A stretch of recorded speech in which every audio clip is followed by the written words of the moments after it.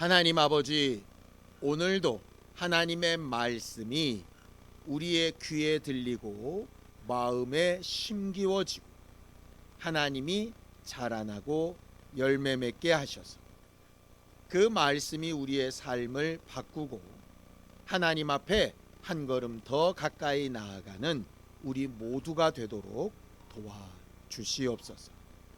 우리가 연약하여 할 수 없는 그것을 주의 은혜와 성령의 감동하심으로 채워나가기 원하오. 우리를 도우시고 긍휼히 여기시고 하나님의 능력으로 후원하여 주시옵소서. 믿음을 언금한 손길들 위에 복을 주시고 하나님을 더 사랑하여 행할 수 있도록 우리 마음과 생각을 주장하여 주시옵소서. 예수님의 이름으로 기도하였습니다. 하나님의 말씀은 요한일서 4장 16절에서 21절까지 말씀을 함께 합독하겠습니다. 요한일서 4장 16절에서 21절까지 말씀입니다. 함께 읽습니다. 시작. 하나님이 우리를 사랑하시는 사랑을 우리가 알고 믿었노니 하나님은 사랑이시라. 사랑 안에 거하는 자는 하나님 안에 거하고 하나님도 그의 안에 거하시느니라.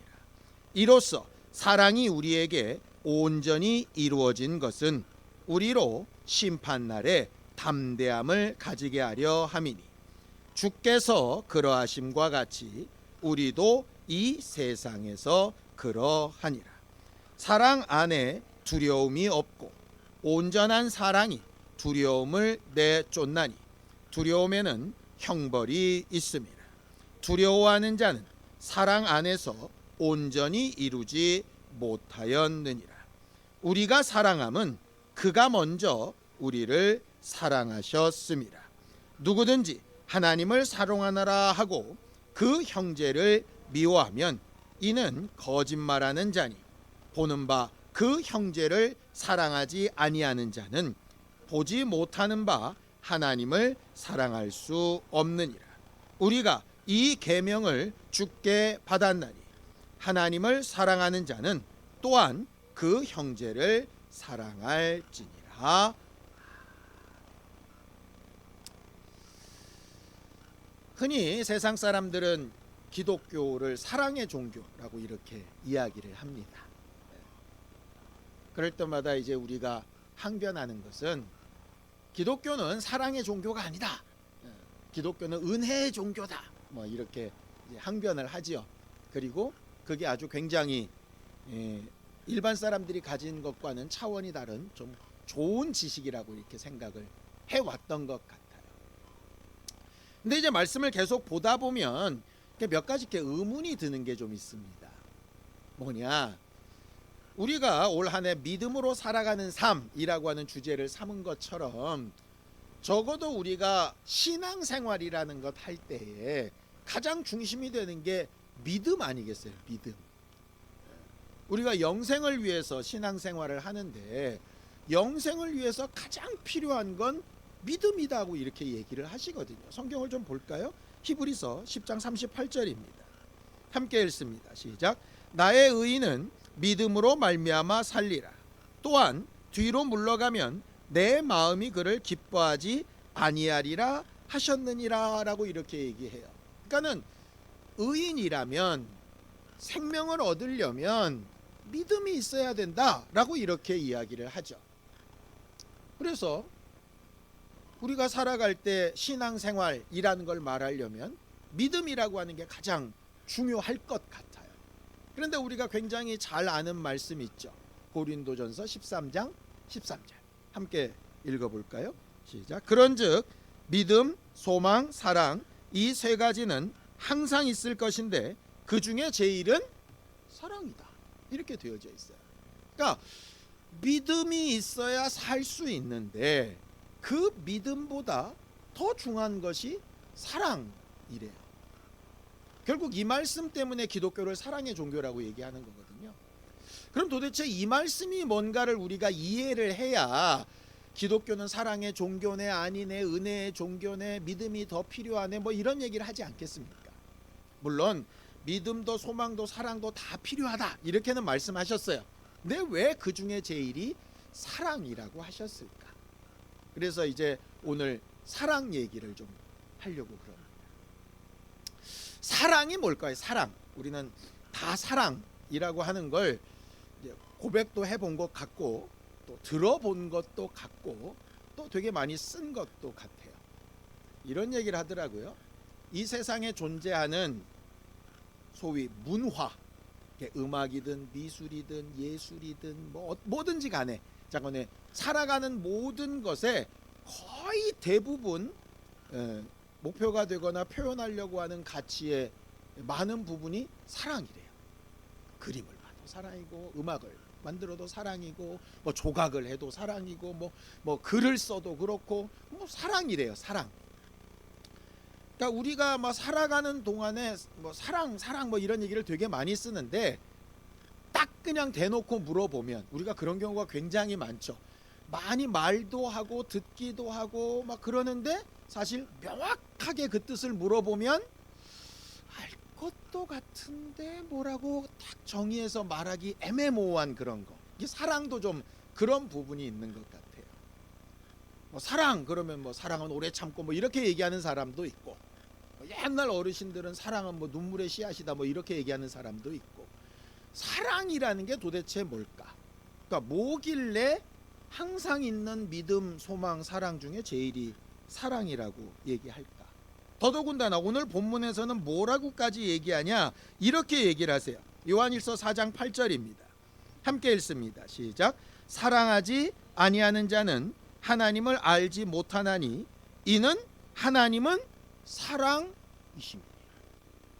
그러니까 결국 뭐냐 하면, 하나님을 알려면 사랑이라는 걸 알아야 된대요. 우리가 흔히 이러잖아요. 하나님은 농부시다. 그게 무슨 의미인지 알겠잖아요. 아, 하나님은 목적을 가지고 씨 뿌리고 나중에 거두시는 분이구나. 하나님은 목자시다. 하나님은 목자시니까 우리를 인도하시고 우리를 보호하시고 이렇게 하시는 분이구나. 그러니까 이해가 된단 말이에요. 그러니까 알 수 없는 하나님을 이해하게 만들기 위해서 하나님은 뭐다 이렇게 설명을 하는데, 하나님은 사랑이시다 그랬으니까 사랑을 알아야 하나님이 뭔지를 알지 않겠어요? 그러니까 사랑이 뭐지? 사랑? 사람들은 사랑을 보통 이렇게 감정이라고 생각을 해요. 감정. 그러니까 이렇게 얘기하죠. 감정이 막 뜨겁고 막 이럴 때는 사랑하는 것 같다가, 감정이 막 동하지 않고 좀 덤덤해지면 뭐라고 얘기하냐면 사랑이 식었다 이렇게 얘기를 해요. 과학을 하는 사람들은 사랑은 뭐냐? 호르몬 작용이래요. 뇌에서 막 도파민이 나오면 짜릿짜릿해지고 막 감정적으로 막 흔들려서 그렇게 되는 게 사랑이고, 이게 정신이 온전하게 돌아와서 도파민이 좀 적게 나오면 사랑은 떠나가는 거래요. 그러다 보니까 뭐 사랑의 유효 기간은 뭐 몇 개월이다 이런 얘기가 왜 나오냐 하면, 어떤 사람을 봤을 때 막 도파민이 막 나오는 그런 기간이 그 정도라고 하는 거죠. 그런데 사실은 수십 년을 사랑하면서 사는 사람도 있거든요. 그러면 이게 호르몬 작용이라고 설명하기에는 좀 애매하고, 감정이 맨날 그럼 사랑하면 맨날 보면 막 불꽃이 튀고 막 뜨끈뜨끈하고, 또 그렇지도 또 않은 경우가 있어요. 분명히 사랑하는데 뭐가 막 뜨끈뜨끈하고 막 이러진 않거든요. 그럼 이게 감정이라고 생각하기도 그렇고 호르몬 작용이라고 생각하기도 그렇고, 그럼 사랑이라는 게 도대체 뭐지? 그러니까 저도 뭐라고 정의할 수가 없어서, 그럴 때 가장 좋은 게 뭐냐면 사전적 정의더라고요. 사전적. 그러니까 사전에 나와 있는 정의는 뭐냐면, 거의 모든 사람이 맞네 이렇게 인정하는 뜻이라는 거거든요. 그러니까는 좀 주관적인 부분을 다 빼고 객관적으로 봤을 때 누구라도 아 이거는 이런 뜻이구나 라고 이제 동의하고 있는 게 사전적 뜻이기 때문에 사전적 뜻을 찾아봤어요. 그랬더니 되게 재밌더라고요. 4가지가 있습니다. 어떤 대상을, 그 대상이란 건 물건이 됐던 짐승이 됐던 사람이 됐던 뭐 상관없어요. 그 대상이 뭐가 됐던, 사실은 뭐 나라도 대상이 될 수가 있죠. 그렇죠? 그러니까는 어떤 대상을 아끼고 귀하게 여겨 즐기는 마음과 일, 이렇게 돼 있어요. 다시 한 번만요. 어떤 대상을 아끼고 귀중히 여겨서 뭐 하는 일이요? 즐기는 마음과 일. 그래서 사랑이 되려면 네 가지 조건이 있어야 된대요. 첫 번째는 뭐냐? 대상이 있어야 돼요. 대상. 물론 그 대상에는 모두 포함되느냐? 나도 포함이 돼요. 그러니까 나든 남이든 물건이든 이게 무형물이든 상관없이 뭔가 대상이 있어야 사실은 사랑이라는 게 존재하는 거예요. 나조차도. 그리고 그 대상이 어떻게 느껴져야 되느냐? 다치는 게 싫어야 돼요. 상처를 받거나 다치거나, 그게 이제 아낀다는 말이래요. 그러니까 닳거나 이렇게 영향을 받거나 이러지 않고 좀 그대로 좀 이렇게 잘 보존됐으면 하는 마음, 그게 아끼고래요. 아끼고. 그러니까는 어떤 대상이 상처받거나 그러면 힘든 거죠. 내가 사랑이라는 게. 그러니까 상처받지 않게 하는 마음. 그 세 번째는 그렇게 가만히 상처만 안 받으면 되느냐? 아니에요. 그거와 관계를 맺기 위해서 내가 다른 어떤 것이라도 지불할 수 있어야 돼요. 그러니까 이런 거죠. 돈을 사랑한다라고 하는 거는 뭐냐면, 돈을 막 쓰는 사람은 돈을 사랑하는 사람이 아니래요. 돈이 줄어드는 걸 못 견디는 거예요. 그게 돈을 사랑한다는 거예요.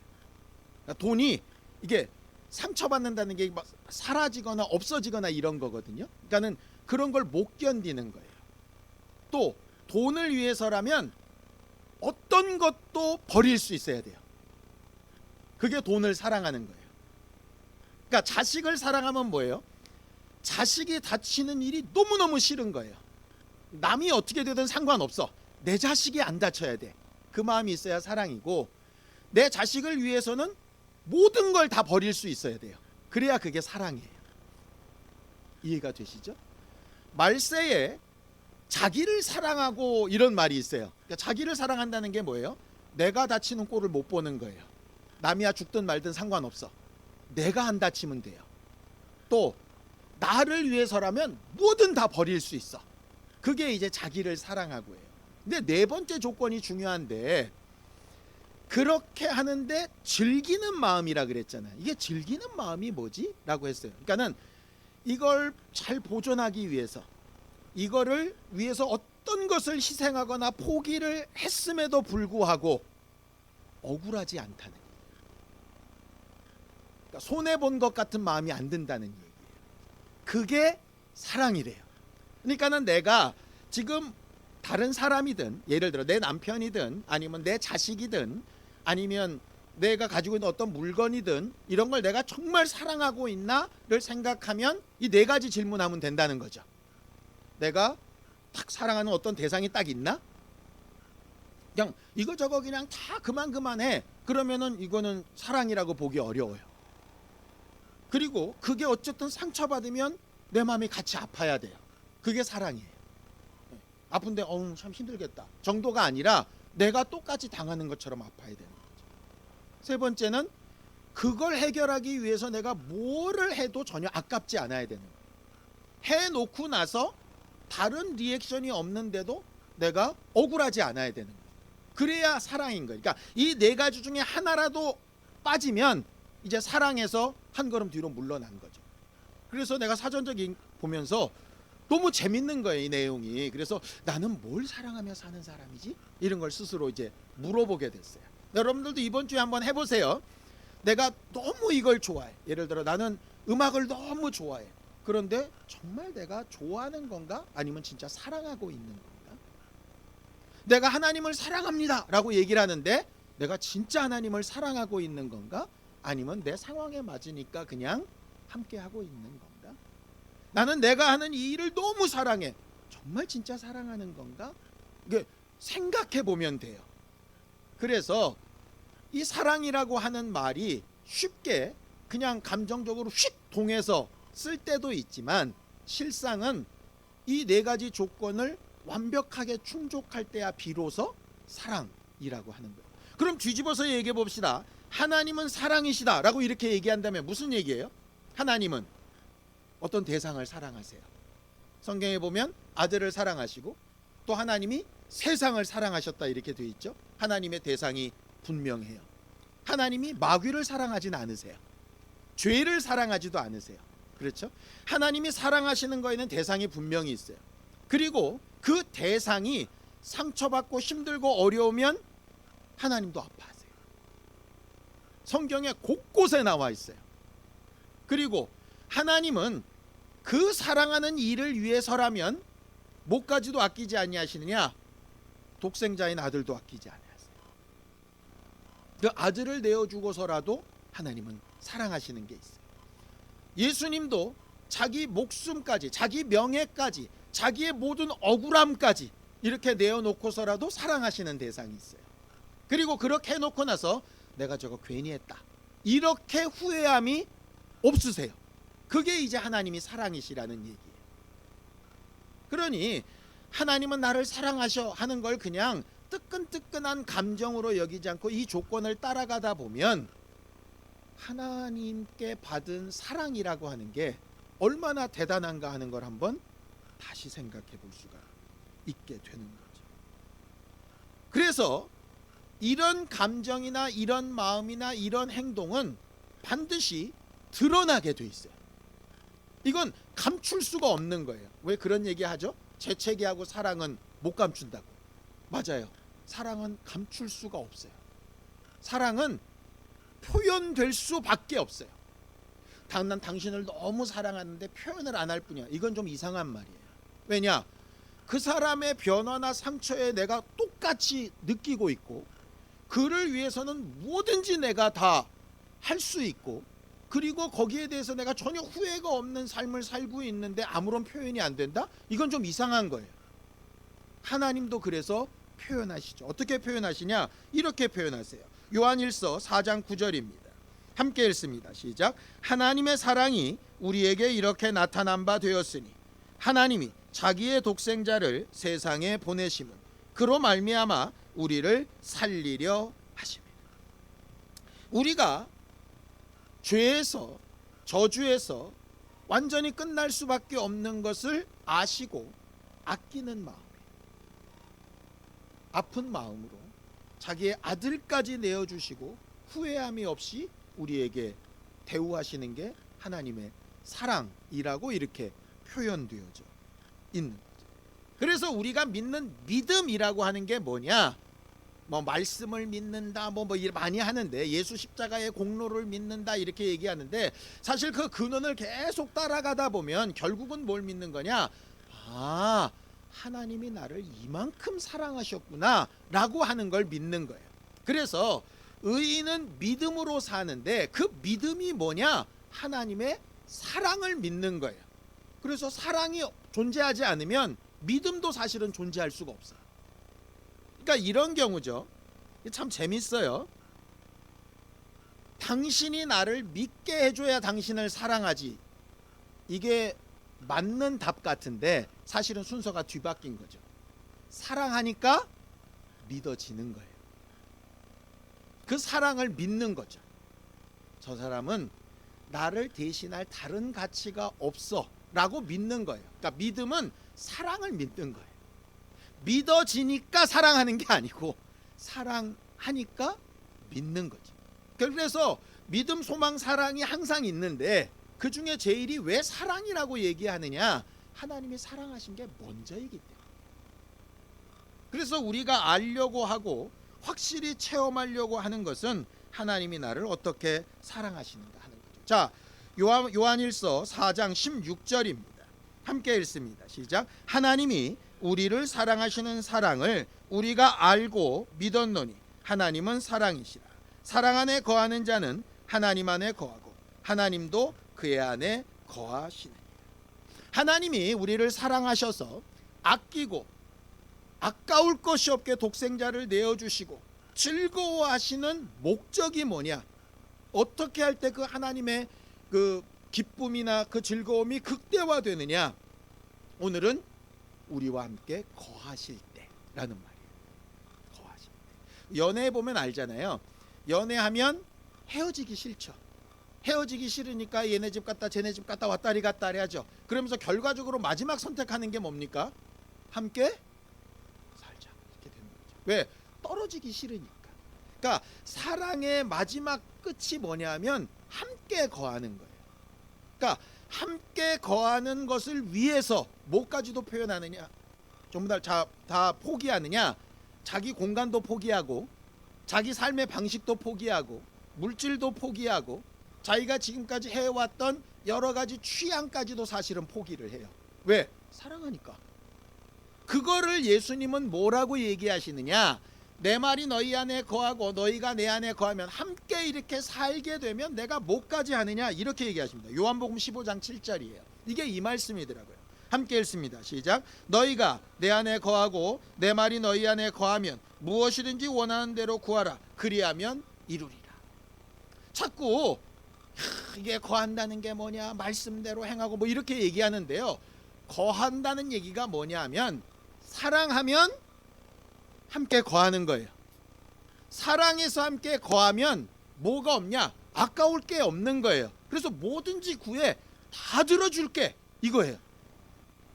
그러니까 머리로 걔는 계산해서 거한다는 건 뭐냐? 말씀이 거한다는 거다. 말씀이 명령되는 거다. 말씀에 순종하는 거다. 자꾸 이렇게 논리적으로 따지다 보면 이렇게 해줬으니 계약 조건처럼 내가 구했으니 주셔 이렇게 되는데 그게 아니라 내 말이 너희 안에 거하고 너희가 내 안에 거한다는 얘기는 이미 사랑해서 최종 목적지를 뭐로 거한 거냐? 함께 사는 걸로 정한 거예요. 함께 산다는 것을 결정했다면 정말 사랑해서 함께 사는 걸로 결정했다면 둘 다 서로 아까울 것이 없다가 정사예요.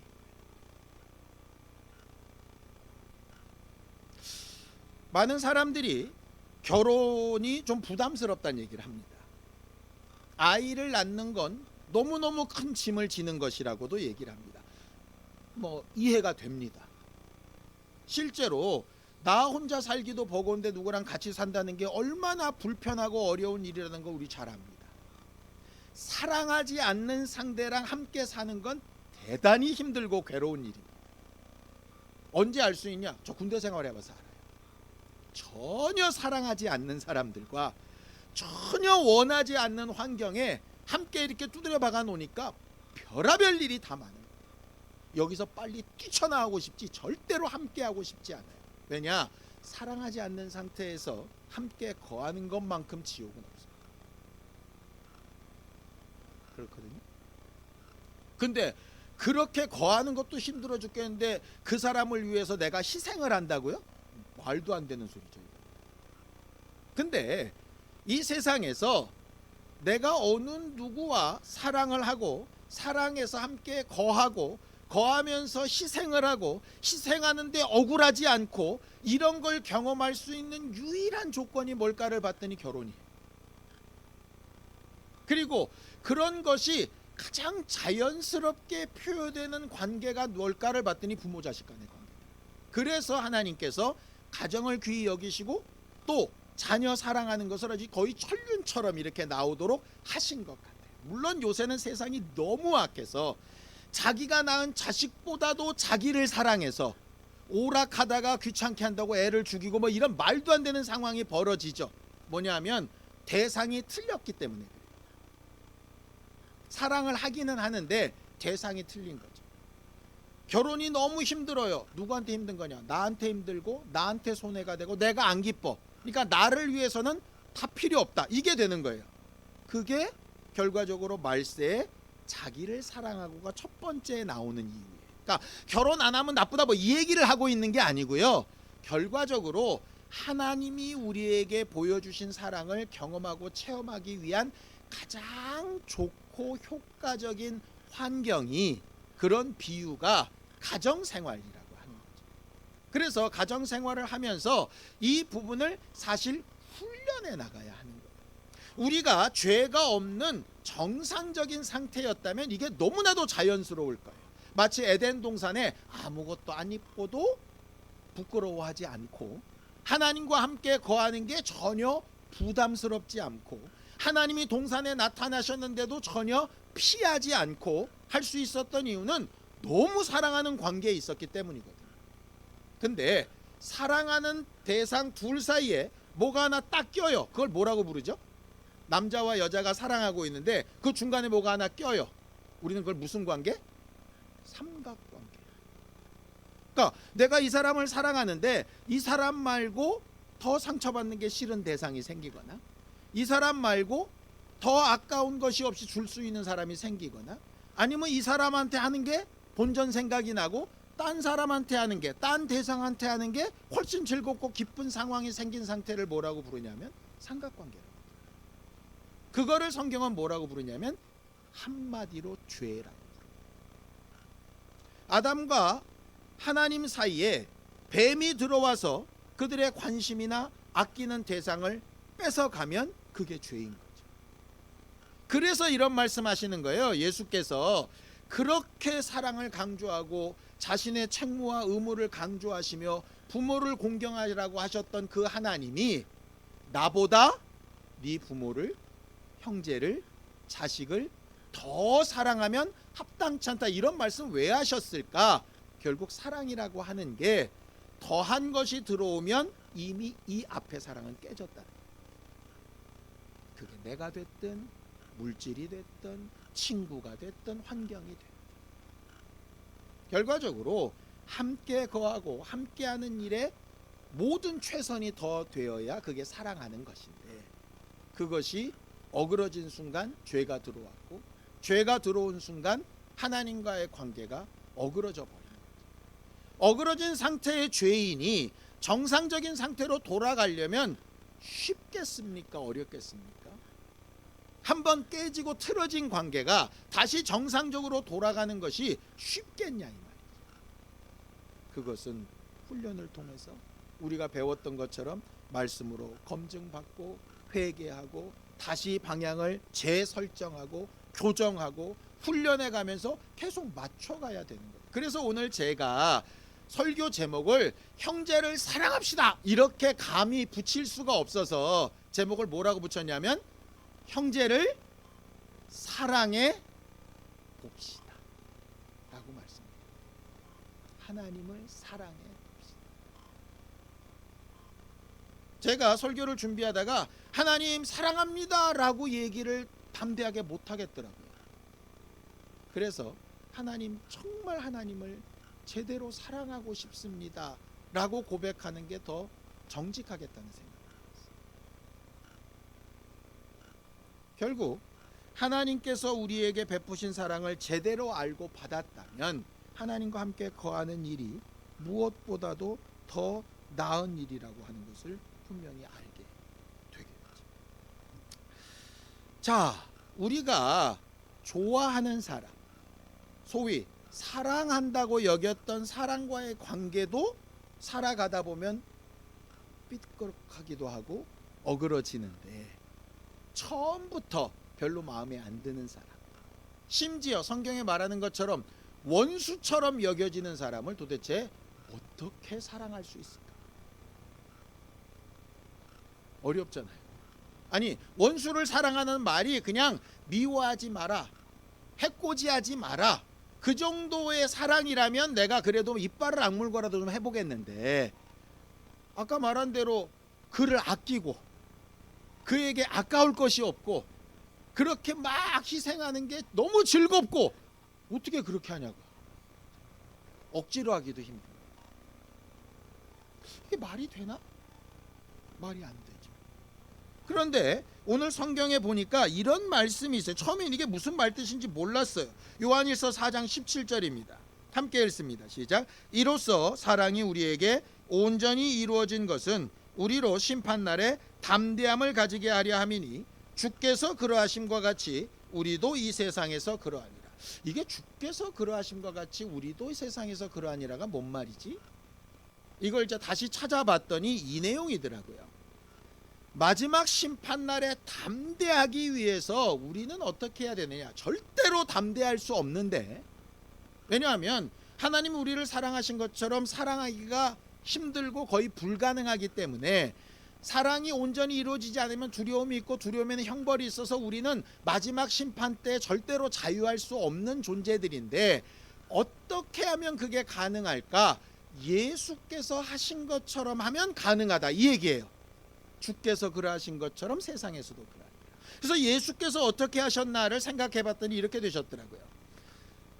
예수님이 우리를 사랑하신 건 맞습니다. 그런데 정말 십자가를 지고 죽음으로 들어가는 게 아주 너무 즐겁고 기쁜 마음으로 하셨나 봤더니 아니었어요. 겟세마네 동산의 기도를 기억하시죠? 땀방울이 핏방울이 되도록 기도하셨던 이유가 뭡니까? 가능하시면 이 방법은 안 썼으면 좋겠어요, 이거였어요. 내가 하나님이 주신 저 사람들을 사랑하기는 하는데요, 이렇게까지는 아닌 것 같아요. 이거예요.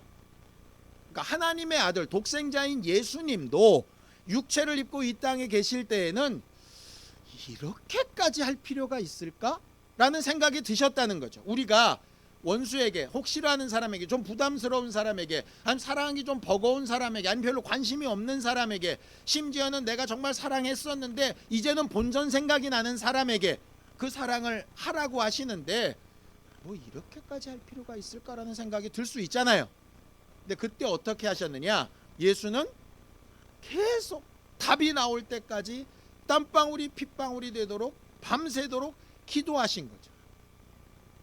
자기가 그렇게 할 수 있는 마음과 힘이 없을 때 뭐 하셨느냐? 기도하셨어요.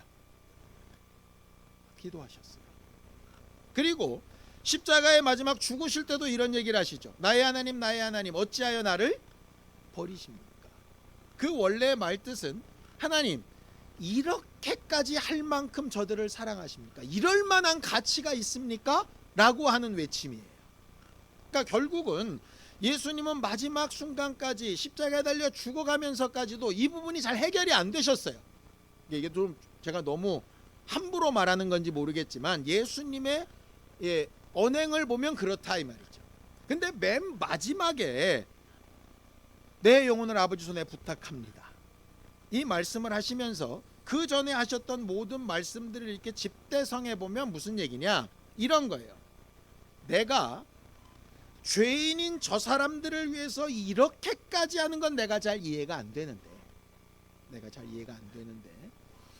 내가 정말 사랑하는 내 아버지를 위해서, 아버지가 그렇게 원하시니까 내가 이거를 하고 싶어서 내가 정말 즐거운 마음으로 하는 일은 아니지만 아버지가 그렇게 원하시니까 내가 아버지를 정말 사랑해서, 아버지를 사랑하는데 내가 이건 뭐 못해주겠냐, 내가 이 정도 할 수 있다 라고 고백하면서 마지막 선택을 하셨던 거예요. 예수님이 하셨던 선택이 그거라는 거죠. 그걸 우리한테 적용을 하면 이런 것 같아요. 되게 이제 막 너무 나만 아는 이런 사람 같지만 결국 이런 거죠. 내가 정말 미워하고 싫어하고 이해가 안 되고 용납하기 싫고 함께하기 싫은 사람이 분명히 존재하고, 그 사람을 사랑하라는 말씀이 너무 부담스럽고 힘들고 답답하고 괴로운데, 결국은 그 말씀을 내가 그냥 퉁 쳐버리거나 밀어버리거나 넘겨버리거나 나 몰라 이래버리고 나면 결국 누가 가장 아파하실까? 내가 정말 사랑한다고 생각하는 그 하나님이 정말 마음 아파하시면 그 하나님을 위해서는 내가 이 일을 할 수 있지 않을까? 또 하나님 앞에 사랑받는 내 영혼, 나를 위해서라면 이걸 좀 해야 되지 않을까? 이런 생각까지는 미칠 수 있겠다는 생각이 드는 거죠. 이런 겁니다. 나는 어떤 일이 죽기보다 싫은데 내 아이가 어떤 목표를 이루고 어떤 일을 하기 위해서 그 아이에게 꼭 필요하고 그 사람의 도움이 꼭 필요해요. 나는 그 사람과 정말 함께하고 싶지 않은데 그 사람이 도움이 없이는 내가 정말 사랑하는, 내 목숨까지 내줄 수 있는 내 아이가 그 사람 때문에 갈 길이 막혀버린다고 생각을 해봅시다. 그러면 부모의 입장에서 어떻게 할까요? 그 말도 안 되는 일을 합니다. 그게 성경에 나온 이런 겁니다. 의인을 위하여 죽는 자가 있더라. 세상에도 의인을 위하여, 정말 자기가 사랑하는 대상을 위하여 죽는 이가 있다. 그러니까 나라를 너무너무 사랑하는 애국지사는 자기 목숨을 초계와 같이 던지죠. 왜? 그 사랑하는 대상을 위해서 못할 게 없게 됩니다. 그러니까는 결국 이 얘기입니다. 원수를 사랑해라. 사랑이 원수가 너무 예뻐 보이게 해라. 원수를 보면 가슴이 찌릿찌릿하게 해라. 이 얘기가 아니에요. 원수를 사랑하라는 말씀은 절대로 할 수 없는 일인데, 하나님을 그만큼 사랑해서 하나님을 사랑한다면 할 수 있을 것 같아요. 내가 어떤 일이 정말 하기 싫은데 정말 내 사랑하는 사람을 위해서라면 이걸 할 수 있을 것 같아요. 결국 그걸 하나님께서 원하시는, 예수가 그렇게 하셨어요. 결국 오늘 말씀이 이렇게 된 겁니다. 요한일서 4장 20절입니다. 함께 읽습니다. 시작. 누구든지 하나님을 사랑하노라 하고 그 형제를 미워하면 이는 거짓말하는 자니, 보는 바 그 형제를 사랑하지 아니하는 자는 보지 못하는 바 하나님을 사랑할 수 없느니라. 저는 지금까지 이 말씀을 어떻게 해석했냐면, 보이지 않는 하나님을 사랑하는 것보다 보이는 형제를 사랑하는 게 엄청 쉬운데, 그 쉬운 형제도 사랑하지 못하면서 어떻게 보이지 않는 어려운 하나님을 사랑할 수 있냐, 이렇게 해석을 했었어요. 지금까지 30년 가까이 목회를 하는 동안에. 그런데 설교를 준비하고 이 말씀을 마지막 읽는데 무슨 생각이 드느냐 하면 이런 거예요. 하나님을 사랑한다고 하면 그거 못하겠냐? 하나님을 사랑하는데, 내가 내 자식을 정말 사랑하는데 그거 남 앞에 고개 한번 숙이는 일 못하겠냐? 내가 정말 내 아이의 행복을 정말 사랑하면 내가 가지고 있던 소망과 꿈과 목표 그거 하나 못 접겠냐? 내가 정말 사랑하는 내 가족을 위해서 내가 이 정도 희생 못하겠냐? 이게 과연 희생이냐? 이렇게 생각할 수 있다는 거죠. 반대로 내가 뭔가를 하는데 자존심이 상하고 본전이 생각나고 억울하고 안 해도 되는 일을 하는 것처럼 느껴진다면 반증이 뭐냐?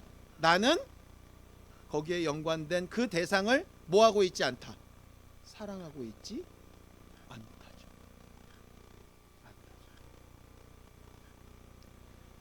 결과적으로 오늘 성경이 질문하고 있는 것은 뭐냐면요, 억지로라도 힘내서 형제를 사랑해봐라 이 얘기가 아니라, 너는 진짜로 하나님을 사랑하고 있냐? 이걸 물어보고, 하나님은 너희를 사랑하셔서 이렇게 하셨는데 너는 그렇게 사랑하고 있냐? 우리가 우리 영혼이 너무 귀하고 우리 영혼이 가장 정말 사랑스럽습니다 고백하는데 정말 그 영혼을 그렇게 사랑하고 있냐? 육체에 조금 손해보고 내가 다른 것을 막 이렇게 내놓는 게 너무너무 아깝고, 그렇게 하면서 영혼을 사랑한다고 하면 오늘 말씀대로 하나님을 사랑하노라 하고 형제를 사랑하지 못하면 그 사랑은 거짓말이라는, 그냥 사랑이라고 스스로 쇠뇌하고 착각할 수는 있지만 진짜는 아니라는 거예요. 그러니 정말 사랑받고 있는 사람인지 아니면 내가 사랑하고 살아 있는 사람인지 스스로에게 계속 질문해.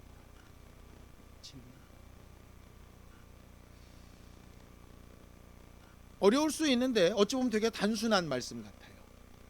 하나님은 이미 우리를 사랑하셔서 모든 것을 다 하셨는데 나는 하나님 앞에 어떻게 하고 있나? 나는 뭘 사랑하고 있고 사랑해서 하고 있는 행동은 뭔가? 우리 스스로 우리 자신을 좀 잘 돌아보고 우리가 하나님을 사랑하고 형제를 사랑해보는 우리 모두가 되기를 예수님의 이름으로 축원합니다. 기도하겠습니다. 하나님 아버지, 우리 모두를 도우시고 인도하셔서 하나님이 우리를 사랑하신 그 큰 사랑을 분명히 알고 하나님의 뜻대로 순종하며 사는 믿음의 사람들이 다 되도록 도우시고 인도하여 주시옵소서. 하나님께서 역사하시는 증거를 보게 하시고 우리의 마음과 생각을 주장하여 주시옵소서. 하나님 아버지, 우리를 도우셔서 하나님의 사랑을 더 깊이 알고 체험할 수 있게 도우시고 믿음으로 살아가는 삶 가운데 하나님을 정말 사랑하고 있는지 돌아보게 하시고, 내 영혼을 사랑하고 있는지 돌아보게 하시고, 나에게 주신 환경과 가정과 자녀와 가족들을 정말 사랑하고 있는지 돌아보게 하셔서, 하나님을 사랑하고 내 영혼을 사랑하고 있다면 그 다음 선택을 어떻게 해야 되는지 자연스럽게 결론 내릴 수 있도록 우리 모두를 도우시고 인도하여 주시옵소서. 예수님의 이름으로 기도하였습니다. 아멘. 이제는 우리 주 예수 그리스도의 은혜와 하나님 아버지의 극진하신 사랑과 성령님의 감동하시고 함께 하시는 분명한 증거가, 하나님이 우리를 사랑하신 것을 분명히 알고 형제를 사랑해 보기로 노력하고 결심한 우리 모두 위에 이제부터 영원까지 함께 있을지어다. 아멘.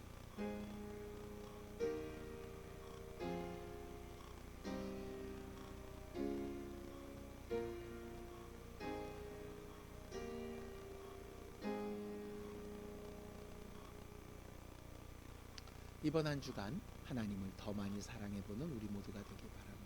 수고하셨습니다. 감사합니다.